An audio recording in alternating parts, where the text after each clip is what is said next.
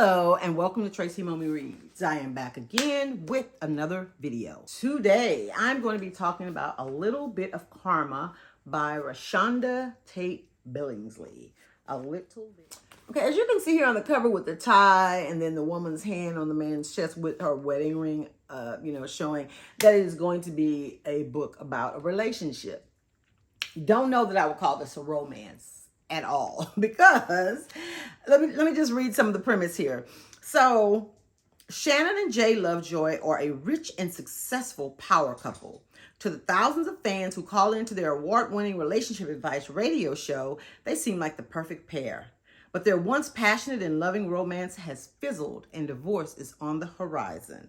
Okay, and something else that's mentioned in the blurb. Okay, so when the book opens, Shannon and Jay, they are hosting a couples retreat, which they have done these before, and this is going to be their final one because, like the blurb says, they're headed for divorce. They're in the throes of all that. So, but they had already sold tickets and people had already bought them and they had booked this venue and they paid all this stuff. So they're like, at the end of the day, we're business people, right? We're going to, go on business as usual, and then we will go our separate ways after this is over. But we got to get through this first. Okay, so it is very apparent, as you're reading, that there's tension there, that somebody hurt somebody. And as we get some of the backstory, how they met and what was actually going on in their marriage, we learn that, Jay is the one, right? That he has done something to hurt Shannon, and she is very vengeful at this point, because hell hath no fury like a woman scorned. I know there's something else to go with that quote, but that's the part we're going to focus on, right? Well, as it says here in the blurb, but when Jay's mistress, who shows up at the retreat, right? When she turns up dead, they realize their troubles are just beginning.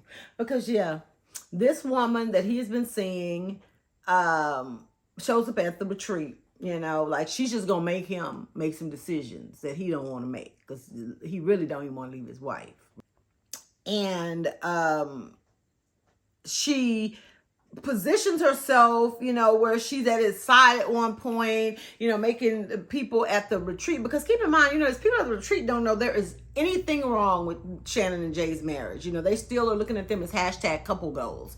And so this woman is messing up everything because they have a plan that once this is over, they're going to say that they're committed to this and that, but we realize we're not supposed to be together, yada, yada, yada.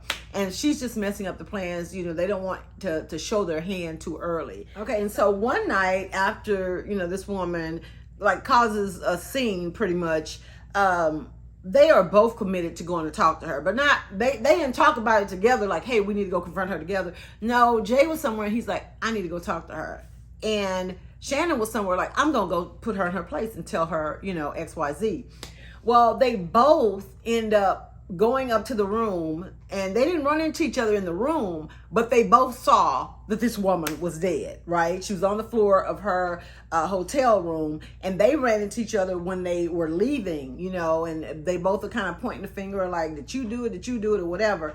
But they don't even have time to really discuss what they saw or what they think is happening, because now somebody's after them. And that is the part of the story that surprised me. I did not realize, I figured it was going to be something mystery-ish by, just reading the blurb saying, hey, this woman turned up dead. And, now their troubles are just beginning. They were going to try to have to figure out who did it, right? But I was not expecting there to be chase scenes and captures and, all this other stuff. I was pleasantly surprised by that because it kept me turning the pages. And look at that. I even flagged some of the stuff in here. And even though Jay and Shannon have called it quits with their marriage and are headed in separate directions, they have to work together to get out of whatever this is that they found themselves in.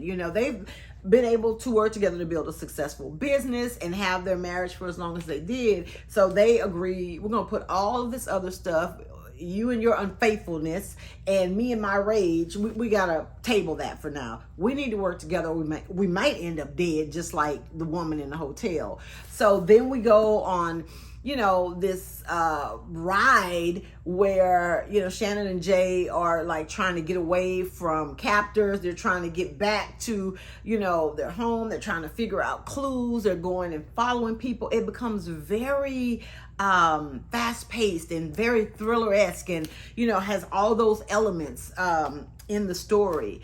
And I mean, ultimately they do, get themselves out of the jam, and they're able to figure out what happened with the woman at the hotel and who killed her and all that stuff. And all that ends up coming out, and I feel like everything was plausible to me. Like the way that, the author paced the story, number one, as far as finding all those clues and who they went to get that information and why that person ended up being the person and how things turned around from there.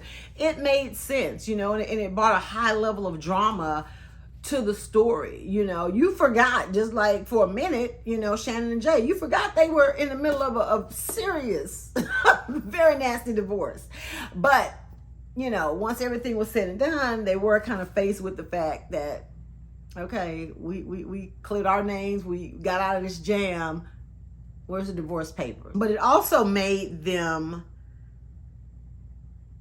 remember what drew them together and take accountability for what drew them apart, right? And they were always, good friends and loved each other, and that was still intact as we got to the end of the book. They did come clean with their audience.